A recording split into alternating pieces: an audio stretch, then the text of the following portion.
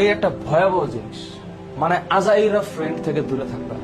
Lifeless কিছু পোলাপান আছে যাদের কথাবার্তার মধ্যে এই বন্ধু জানাস ওই হয়েছে সেই হয়েছে, কার জীবনে কি হয়েছে, নিজের জীবনের খবর নাই, নিজের ঘরের খবর নাই, নিজের লেখাপড়া ঠিক নাই, আছে খালি চল চল এটা করি সেটা করি এই সেই।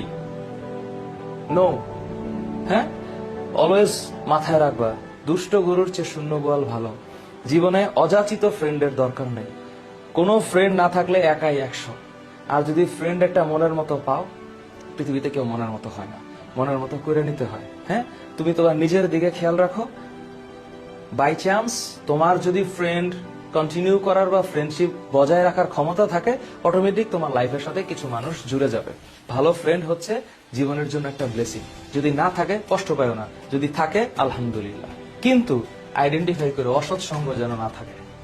অপ্রয়োজনীয় কোনো সম্পর্ক, আল্লাহর ওয়াস্তে সম্পর্ক, রিলেশনশিপ, তোমাদের কাছে হাত জোর করতেছি।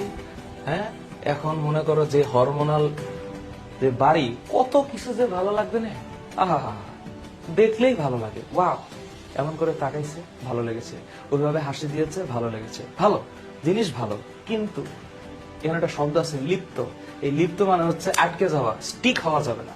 হ্যাঁ, ওকে ছাড়া আমার জীবনটা বাঁচবে না, এর চাই